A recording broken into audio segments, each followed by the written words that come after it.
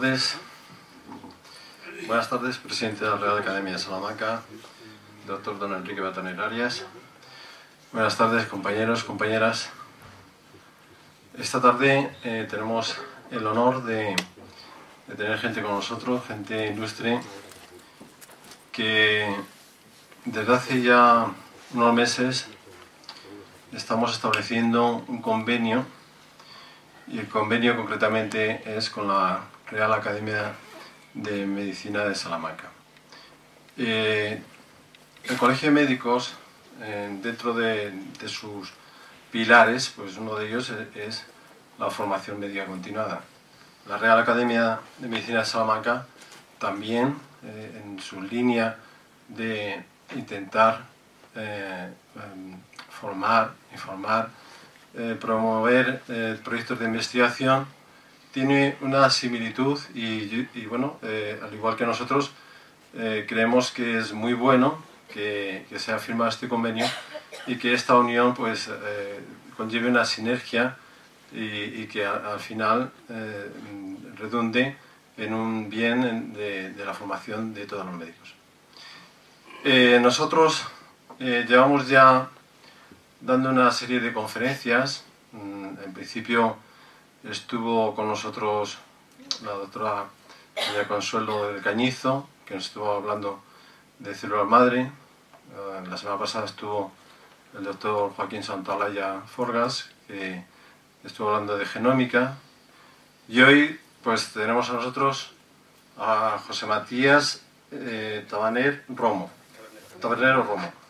Él, en principio, catedrático de nefrología de la Universidad de Salamanca, va a continuar con estas conferencias magistrales que os venía diciendo y va a tratar un tema que yo creo que, sobre todo a los que trabajamos en primaria, es un tema que nos afecta mucho, dado que estamos viendo que nuestros pacientes cada día son pacientes envejecidos, una población envejecida y pacientes con mayor edad.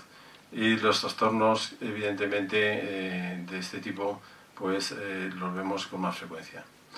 Yo creo que es interesante el establecer esta unión con la Real Academia, porque vamos a hacer cosas en conjunto. Vamos a seguir haciendo conferencias magistrales, vamos a hacer cursos con ellos, y yo creo que en el año que viene pues ya nuestro presidente de la Fundación os irá informando. Sin más, lo único recordaros que al final sí que quería que Javier Manzanares, nuestro presidente, hiciera mención al 40 aniversario del Hospital de Segovia y os hablará al final de la conferencia. Y sin más, Ricardo Santamaría, gracias a ti estamos hoy aquí, porque tú también eres miembro de la Real Academia de Medicina de Salamanca y has hecho que se produzca este convenio y que nos traigas a estos ponentes. Así que te dejo que hagas la presentación del ponente de hoy.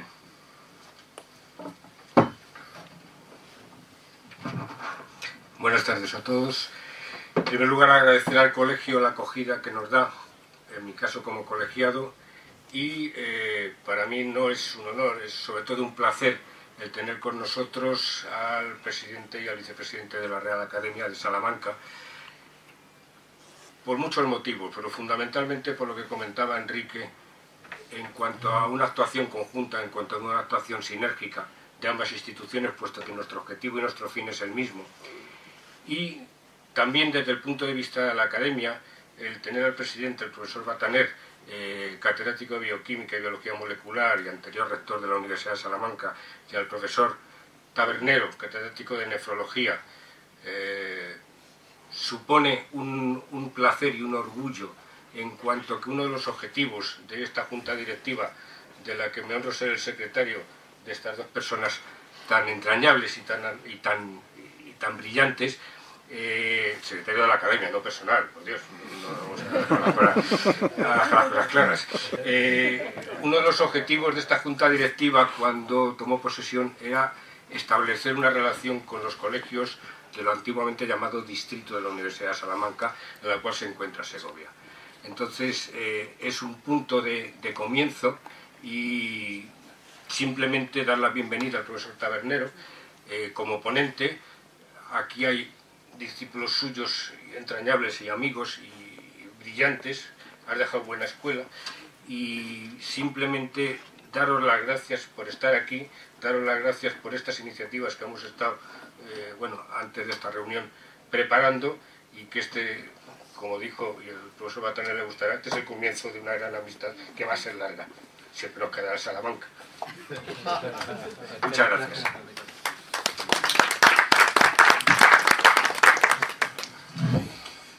Sí, pero vamos, lo que te iba a decir es que siempre nos quedará Salamanca y el comienzo de una gran amistad se dice al final de una película.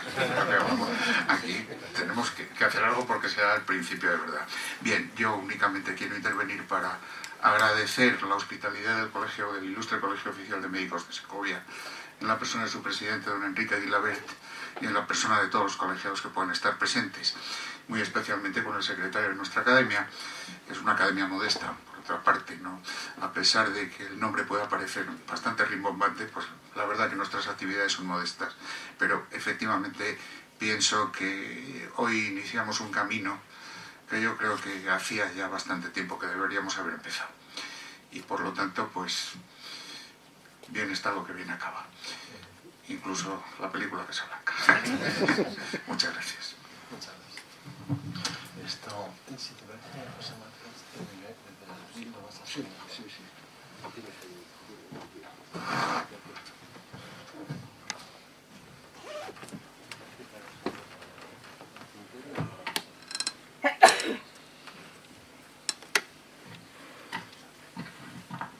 Buenas tardes a todos.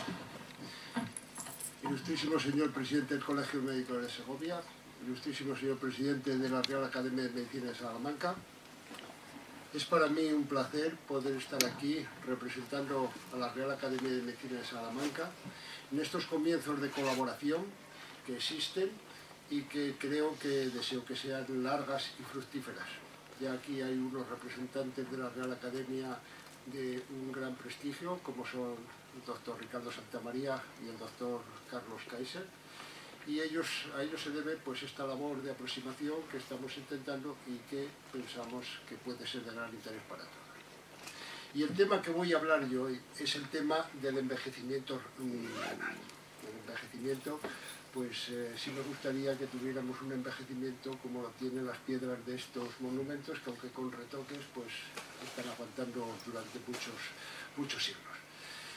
Y voy a ver, creo que el tema es pertinente porque si vemos como los censos de población que están existiendo, cómo va creciendo la población mundial, que se calcula que en 2050 estaremos cerca de los 9.000 millones de habitantes, como el ritmo que va creciendo.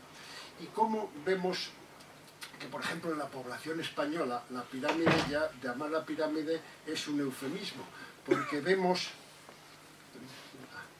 Es un eufemismo porque vemos que ya no se parece en absoluto. Aquí parecía una pirámide, sí, pero aquí ya vemos cómo va a haber más adultos por mayores de los 65 años, más que los niños que podamos tener en el 2050.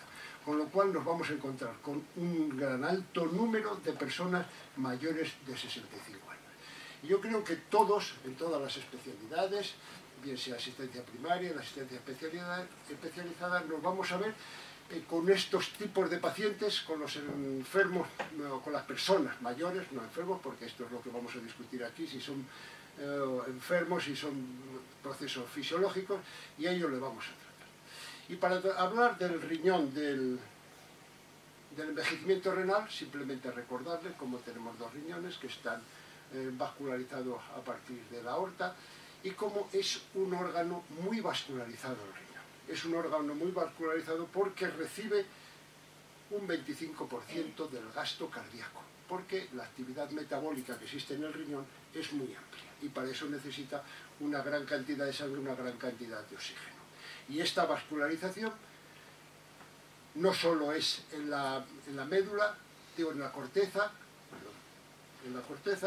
sino que también corteza y también la médula, porque en los túbulos renales hay una grandísima actividad metabólica. Y vamos a ver ¿qué entendemos por envejecimiento renal? Y decimos que el envejecimiento renal es un proceso biológico, natural e inevitable, que conduce a cambios estructurales y funcionales en muchos órganos y sistemas. Es decir, en principio sería un proceso fisiológico. ¿Cómo se estudia el envejecimiento renal? El envejecimiento renal pues, se puede estudiar de muy distintas maneras. Por ejemplo, si estudiamos las poblaciones, bien sean transversales o longitudinales, generalmente aquí solo se utilizan marcadores para ver la función del riñón. Solamente se estudian estudios funcionales. Lo contrario sería en el caso de las autopsias. En autopsias, personas que han muerto bruscamente y no tenían una patología renal evidente, entonces se han aprovechado para estudiar los riñones. Aquí es un estudio morfológico, pero no va a haber un estudio funcional. En las biopsias renales sí puede haber estudio funcional y al mismo tiempo puede haber estudio morfológico. El problema de las biopsias es que sobre todo cuando se hacen por punción, el número de glomérulos, la parte que se extrae es muy pequeña y a veces no es representativo de todo lo que puede haber en el riñón. Se están poniendo muy de moda los estudios de imagen. Veremos algunas imágenes de TAC que nos aportan muchísimo valor para ver el estado y la evolución del parénquima renal. Luego hay a veces los estudios funcionales renales, que es función pero no tienen anatomía. Y ahora se están poniendo muy de actualidad los trabajos, sobre todo en los centros que tienen muchísima actividad trasplantadora, pero trasplante de riñón de vivo, en el cual en algunos y en algún trabajo que vamos a ver, llevan más de 1500 trasplantes de vivo, y a todos los trasplantes, pues aparte de estudiarlos muy exhaustivamente para decir que puede ser un donante de riñón de vivo, se le han hecho estudio morfológico al riñón que van a donar y se hace el estudio funcional correspondiente de ese riñón. Y esto está aportando mucho en realidad, porque exactamente estas son las personas, por así decir, más sanas.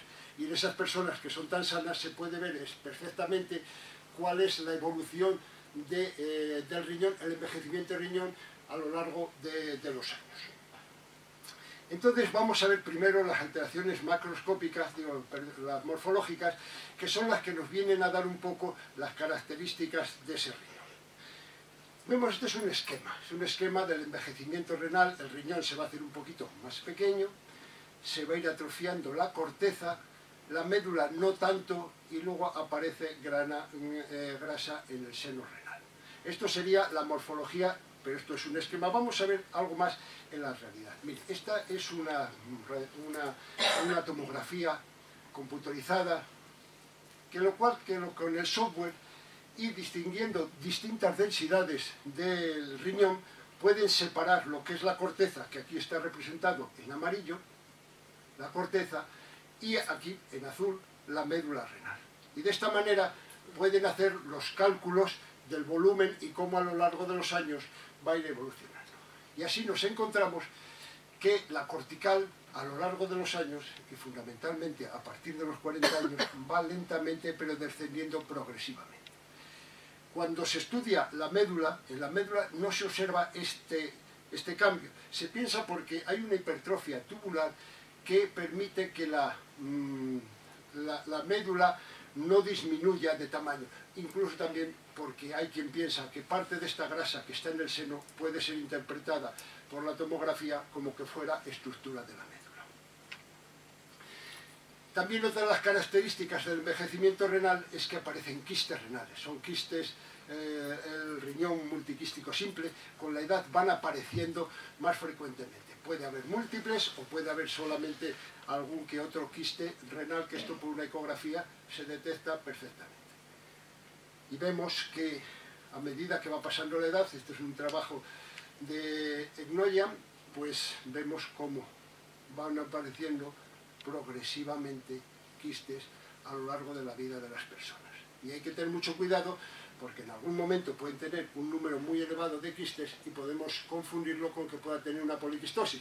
Pero bueno, no nos vamos a meter ahora en el diagnóstico diferencial, pero se pueden distinguir fácilmente entre un multiquístico y una poliquistosis renal, porque sobre todo esta es hereditaria.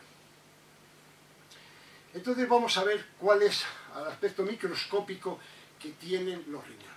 Fundamentalmente lo que vamos a encontrar es nefroesclerosis. La nefroesclerosis es la lesión característica del envejecimiento renal.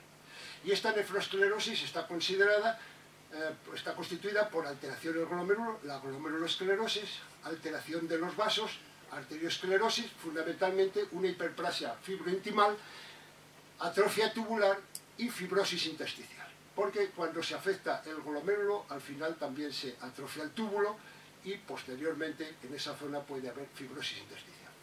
Cuando hay dos o más características de las que aquí señalamos, entonces es cuando decimos que ya hay nefroesclerosis. Y vemos cómo con el tiempo la nefroesclerosis va aumentando de forma considerable. A medida que las personas, no vamos a decir mayores, tenemos un grado mayor de nefroesclerosis, que nos damos cuenta, esto es la media, no todos los pacientes tienen lo mismo, esto es la media, y luego veremos casos que personas mayores no tienen tanta nefroesclerosis, pero en el conjunto del estudio sale esta curva. Entonces aquí vemos unas imágenes muy características de lo que es la nefroesclerosis, vemos cómo hay una esclerosis glomerular aquí ya, evidente, este otro es bastante bien conservado, pero estos glomérulos están ya totalmente obsoletos. Aquí vemos que han desaparecido túbulos, en esta zona puede haber ya fibrosis, y aquí vemos los túbulos que la hiperplasia fibrointimal, ven como las paredes se han hecho más gruesas, es muy característico. Entonces, en la siguiente diapositiva vemos como lo mismo que decíamos antes, el esquema, glomérulos que están relativamente bien conservados, con otros que ya están totalmente esclerosados.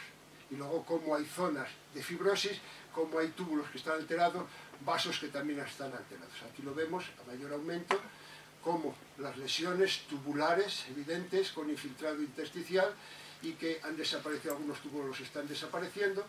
Y luego vemos en los vasos cómo la hiperplasia fibrointimal es muy evidente. Entonces, cuando aparecen estas lesiones, que hay dos o más de las que decíamos, es cuando hablamos de que existe nefroesclerosis.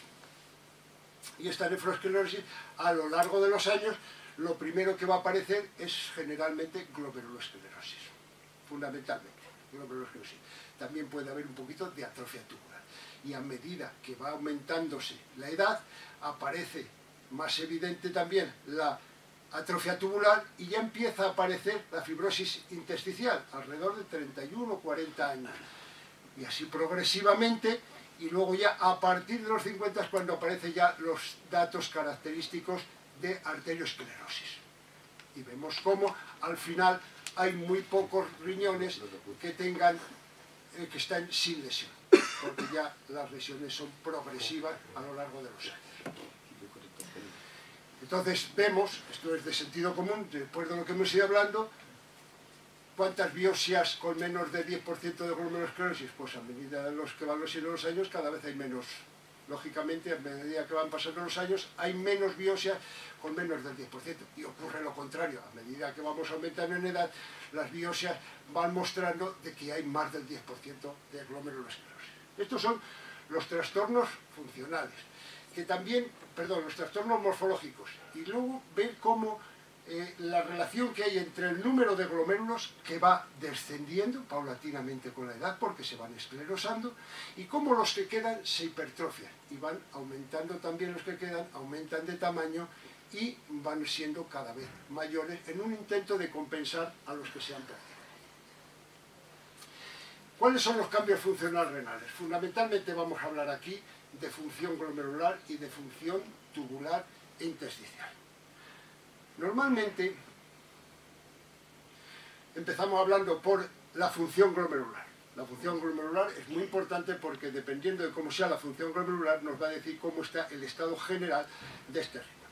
Y normalmente nos vamos a detener cómo nosotros medimos la función glomerular. Clásicamente se ha medido a través de la creatinina sérica. La creatinina sérica presenta esta curva. Al principio del descenso del filtrado glomerular, si consideramos 120 lo normal, a medida que va bajando no se modifica la creatinina y solo a partir de que ha perdido el 50% del filtrado glomerular es cuando empieza a elevarse la creatinina. La creatinina es el marcador que más utilizamos, pero tiene algunos problemas para su utilización. ¿Y cuáles son los problemas? Pues lo van a entender muy sencillamente. Por ejemplo, yo pongo aquí el ejemplo, dos personas que tienen la misma creatinina sérica, 1,3 miligramos por decilitro. Una persona fácilmente identificable que tiene una gran masa muscular y otra persona ya anciana que pueda estar enferma o no y que tiene muy poca masa muscular. Pues entonces vemos que esta persona que tiene una gran masa muscular tiene un filtrado glomerular de 100 y esta persona que tiene poca masa muscular resulta que tiene un filtrado glomerular de 50. ¿Por qué? Porque la creatinina sérica depende del metabolismo, se produce en el metabolismo muscular, y del metabolismo de la carne que nosotros ingerimos. Entonces hay que tener mucho cuidado, no se debe tener en cuenta los valores de referencia del laboratorio porque están hechos para población estándar, hay que tenerlos en cuenta con la masa muscular. Entonces puede ser engañosa una creatinina. Y los que ya estamos experimentados en el tema, siempre tenemos que preguntar qué edad que tiene la persona, porque varía mucho en este aspecto la interpretación. Entonces, como ha surgido este problema, ¿cuál es lo mejor para ver la filtración glomerular? Pues mire, sigue siendo lo clásico, el aclaramiento de inulina de creatinina. Lo ideal es el aclaramiento de inulina, porque es una sustancia que se filtra por el glomérulo, que no se reabsorbe ni se excreta por los tubos. Entonces todo lo que se filtra se excreta y entonces el aclaramiento de esa sustancia nos indica muy bien el filtrado glomerular. Pero claro, la inulina es muy difícil de medir, se necesita un laboratorio especializado y ha quedado limitada para estudios de investigación fundamentalmente. Entonces lo que se hace en la clínica es el aclaramiento de creatinina. Que Homer Smith, que fue el que introdujo los aclaramientos, primero de urea y después de la creatinina, es el que se hace normalmente. Y esta es la fórmula de creatinina en orina, en miligramos por decilitro, por el volumen de orina en mililitros minuto, dividido por la creatinina sérica en miligramos por decilitro, es lo que nos da el filtrado glomerular. Pero claro, esto que es tan simple resulta que es dificilísimo, porque recoger el volumen de orina de 24 horas para luego calcular el volumen minuto, que es como se expresa en esta fórmula, pues resulta muy difícil. Y es muy difícil, entonces crea una gran imprecisión. Entonces, a pesar de que todavía tiene un grandísimo valor y siempre que se pueda se debería utilizar, en la clínica se está perdiendo su uso y va favoreciéndose lo que nosotros utilicemos son fórmulas para calcular el filtrado glomerular estimado. La primera fórmula que salió, o de las primeras, el Cockcroft y Gore, en el cual ya tenía en cuenta la edad y el peso de las personas. Pero resultó ser bastante inexacta. Y entonces han surgido las modernas fórmulas, que la fórmula que más se está utilizando es la fórmula MDRD, porque apareció en un trabajo que se titulaba Modification Diet in Renal Disease. Entonces se ha utilizado durante mucho tiempo, pero enseguida aparecieron críticas de que si no era muy exacta, que si no era muy precisa, porque magnificaba la incidencia de reducción de filtrado glomerular. En ella se tiene en cuenta, si ves, es una fórmula tremenda, pero no hay ningún problema porque todas estas fórmulas están ya metidas en los ordenadores de los laboratorios y nos dan automáticamente cuál es el filtrado glomerular. En ella se tiene ya en cuenta la creatinina sérica, la edad, el sexo y la edad.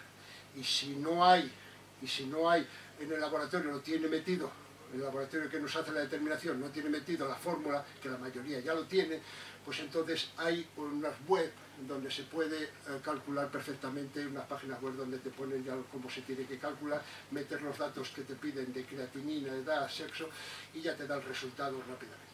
Y ha surgido posteriormente otra fórmula, que quizá sea en el futuro la que tendremos que aplicar, que es la fórmula que denominamos de Chronic Kidney Disease EPI, que es la de enfermedad renal crónica, de un trabajo de epidemiología collaboration. Entonces, esta, que también tiene en cuenta la edad y la raza, parece ser que es más útil. En esta siguiente diapositiva, mira, esta es una página, por ejemplo, la de la Sociedad Española de Nefrología, donde entras y metes los datos y te calcula automáticamente el filtrado glomerular que pueda tener una persona. En estas curvas, mire, se compara este trabajo, es un trabajo en el que es un metaanálisis, y este metaanálisis es de más de 1,5 millones de personas las que se incluyen en este trabajo, ponen el filtrado glomerular por el EPI, el CKD-EPI, o por la MDRD. ¿Ven cómo la desviación de ambas son un poquito, porque tendrían que estar un poquito más a la derecha, el pico tendría que estar más cerca de los 120, ¿entiende? Y sin embargo se desvía. Y sobre todo se desvía el MDRD. Es decir, que magnifica el deterioro de función renal. A medida que se van descendiendo, a medida que va descendiendo el filtrado glomerular, se aproximan más las líneas y por eso son más útiles en cuando ya hay un cierto grado de deterioro de función renal, menos de 60 mililitros minuto, que cuando son sujetos teóricamente sanos. Pero se ha extendido y hoy en día el MDRD es el que más se está utilizando, aunque yo creo que le va a ceder el sitio al EPI. Y otro de los datos, veis aquí que la forma de expresarse del filtrado glomerular, que varía, es una curvas gaussianas, lo cual indica que el comportamiento del filtrado glomerular es bastante fisiológico. Pero vamos a entrar en más detalles. Mire, este es un trabajo que hicimos nosotros a final de los 70, en el cual ya salía la curva de cómo es el comportamiento desde los niños de muy corta edad hasta personas, niños de muy corta edad hasta personas muy mayores. Vemos, pero ya en este trabajo veíamos que cuando pasaba de 50 años hay un descenso progresivo del filtrado glomerular. Esta es una curva muy característica y los estudios que han cuantificado más los cambios que existen en el filtrado glomerular pues son ya en el año 70, perdón, Homer Smith pues ya que hacía el aclaramiento de urea, pues veía que del 100% al 55% del filtrado glomerular entre los 30 y los 89 años. Luego ya, un paso ya, haciendo aclaramiento de urina, que esto es muy real, pero lo que pasa es que el número de pacientes era pequeño, porque no se puede hacer aclaramiento de urina a todos los pacientes, veían que había un descenso del filtrado glomerular de un 46% entre 30 y 90 años, es decir, descenso progresivo. Y este otro, que es de los últimos, que ya han cuantificado que el descenso del filtrado glomerular, el de Tobin y Schock, pues se calcula que es de 0,75 mililitros minutos año. Pero en este trabajo ya él le advierte que hay un tercio de los pacientes que no modificaban el filtrado glomerular. Es decir, que la media tienen esa tendencia. No todos los trabajos sale lo mismo. Hay trabajos que salen un poquito más, pero hay trabajos que salen menos, alrededor de 0,5 mililitros minutos. Y el trabajo que tiene mucho valor, porque es el que se realiza, compara la población general con los donantes de riñón, que son personas muy sanas. Y vemos cómo en todos va descendiendo el filtrado glomerular, va descendiendo. Estos son los percentiles 90 y percentil 5, tanto en la población general como en los donantes de riñón de vivo, pues hay este descenso. Esto es en hombres y aquí vemos el descenso en mujeres, que es muy parecido al que observamos en los hombres. Quizá un poquito más bajo en las mujeres, pero los hombres. Ahora la pregunta que nos hacemos es, ¿realmente este descenso es fisiológico? Otra pregunta, ¿hay consecuencias patológicas de este descenso? Pues esto es un tema muy importante de debate dentro de los nefrólogos, de las personas que nos dedicamos y que casi todos estamos viendo personas de edad avanzada, y se observa lo siguiente. En este estudio de Matsushita vemos cómo él hace una relación y vemos que a medida que desciende el filtrado glomerular existe el riesgo relativo de llegar a insuficiencia renal terminal, en este renal disease, es muy elevado. Veis el hazard ratio como está muy elevado. Está muy elevado, lo cual quiere decir que es un riesgo. Tener un descenso del filtrado glomerular, tienes más facilidad que el que no tiene el descenso para llegar a insuficiencia renal terminal. Y por otro lado, otro estudio que ha hecho